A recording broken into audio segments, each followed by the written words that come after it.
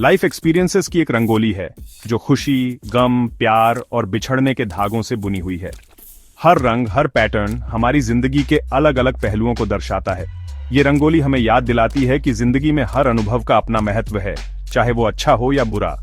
भागदौड़ भरी जिंदगी में हम अक्सर इतने बिजी हो जाते हैं कि खुद के लिए वक्त ही नहीं मिलता।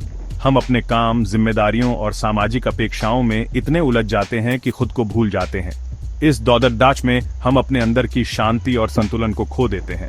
लेकिन जब हम शांत होते हैं तब हम अपने अंदर के असली रूप से जुड़ पाते हैं। ये शांति हमें अपने विचारों, भावनाओं और इच्छाओं को समझने का मौका देती है। जब हम अपने आप से जुड़ते हैं तो हमें अपनी असली पहचान का एहसास होता है। ये एकांत हमें आत्मविश्लेषण और आत्म सुधार का अवसर प्रदान करता है। आइए जाने माने आध्यात्मिक गुरु सद्गुरु की शिक्षाओं को समझें और एकांत की ताकत को एक्सप्लोर करें। सद्गुरु की शिक्षाएं हमें सिखाती हैं कि कैसे हम अपने अंदर की शांति को पा सकते हैं और उसे अपनी जिंदगी में लागू कर सकते हैं। उनकी शिक्षाएं हमें एक नई दिशा और दृष्टिकोण प्रदान करती हैं। सद्गुरु, जिन्हें जग्गी वासुदेव भी कहा जाता है, एक रहस्यदर्शी योगी और दूरदर्शी हैं। वे हमें सिखाते हैं कि कैसे हम अपने जीवन को अधिक संतुलित और खुशहाल बना सकते हैं। उनकी शिक्षाएं हमें आत्मज्ञान और आत्म सुधार की दिशा में प्रेरित करती हैं। वे ईशा फाउंडेशन के संस्थापक हैं, जो मानव चेतना को ऊपर उठाने के लिए समर्पित एक गैर लाभकारी संस्था है। ईशा फाउंडेशन के माध्यम से सद्गुरु ने लाखों लोगों को आत्मज्ञान और आत्म सुधार की दिशा में प्रेरित किया है। उनकी शिक्षाएं हमें सिखाती हैं कि कैसे हम अपने जीवन को अधिक संतुलित और खुशहाल बना सकते हैं। सद्गुरु की शिक्षाएं हमें जिंदगी को खुशहाल और संपूर्ण बनाने के लिए आंतरिक बदलाव के महत्व पर जोर देती हैं।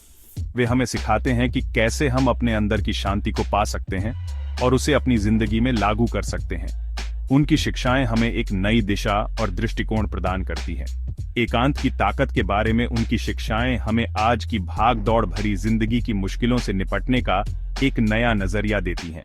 सद्गुरु की शिक्षाएं हमें सिखाती हैं कि कैसे हम अपने जीवन को अधिक संतुलित और खुशहाल बना सकते हैं। उनकी शिक्षाएं हमें आत्मज्ञान और आत्म सुधार की दिशा में प्रेरित करती हैं। वे हमें सिखाते हैं कि कैसे हम अपने अंदर की शांति को पा सकते हैं और उसे अपनी जिंदगी में लागू कर सकते हैं।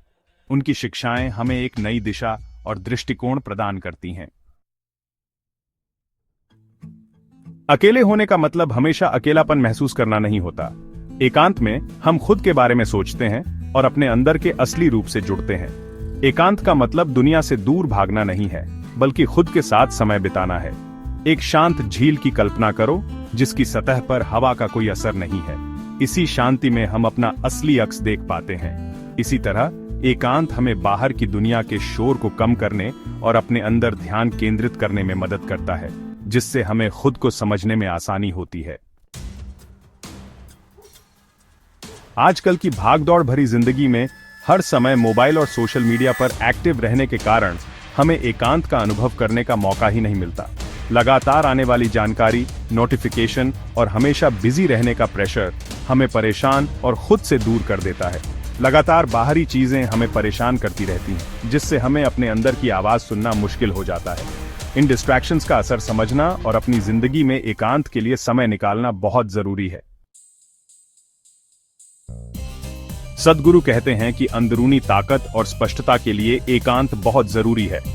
एकांत का मतलब केवल शारीरिक रूप से अकेले होना नहीं है, बल्कि यह एक मानसिक और भावनात्मक स्थिति भी है, जहां हम अपने विचारों और भावनाओं को स्पष्टता से देख सकते हैं।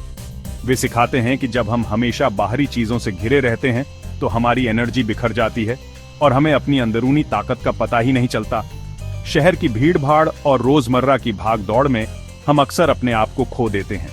बाहरी शोर और विकर्षण हमें अपने सच्चे स्व से दूर कर देते हैं। एकांत हमें अपनी एनर्जी को बचाने और उसे अंदर की तरफ केंद्रित करने में मदद करता है, जिससे हमें स्थिरता मिलती है। जब हम प्रकृति के बीच अकेले होते हैं तो हमें अपनी आत्मा की आवाज सुनाई देती है। यह समय हमें आत्मनिरीक्षण और आत्म साक्षात्कार का अवसर देता है। जिस पल आप अकेले होते हैं, आप अकेले नहीं होते, आप बस अकेले होते हैं।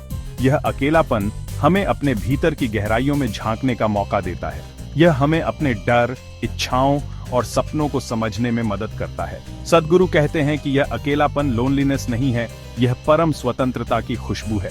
यह वह समय है जब हम अपने आप को पूरी तरह से महसूस कर सकते हैं, बिना किसी बाहरी दबाव के।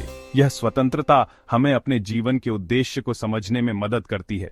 उनके शब्द हमें याद दिलाते हैं कि एकांत से डरना नहीं चाहिए, बल्कि इसे खुद को जानने और आगे बढ़ने के मौके के रूप में अपनाना चाहिए।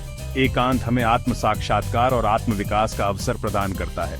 यह हमें अपने जीवन के हर पहलू को गहराई से समझने और उसे बेहतर बनाने का मौका देता है।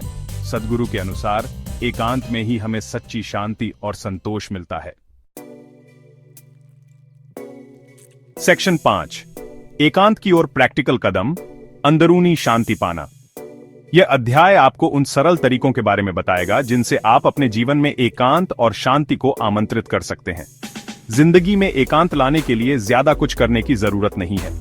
कभी कभी बस कुछ पल खुद के साथ बिताना ही काफी होता है।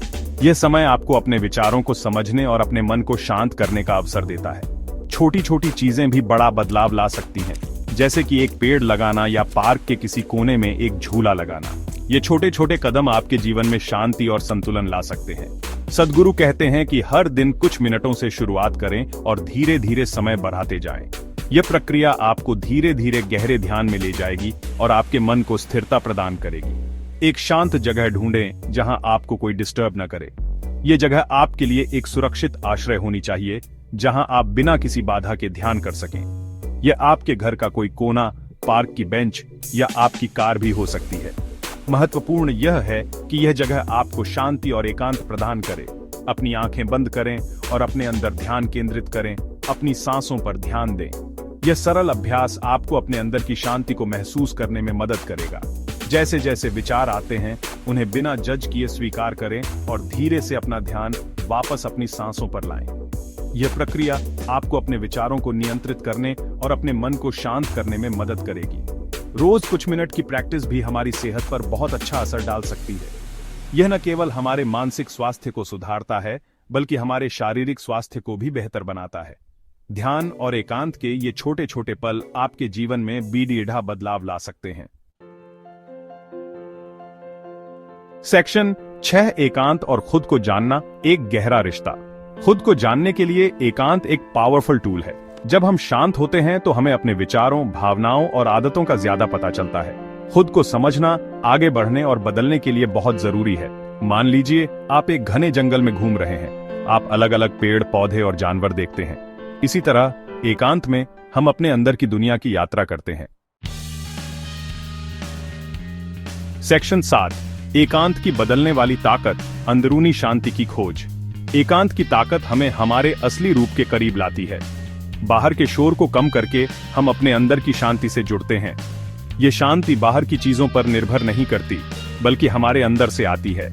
एकांत हमें अपनी जिंदगी के उतार चढ़ाव से दूर हटकर एक नया नजरिया देता है। इससे हम अपनी मुश्किलों को बेहतर तरीके से समझ पाते हैं। एकांत में हम अपनी अंदरूनी ताकत और रेजिलियंस से जुड़ते हैं।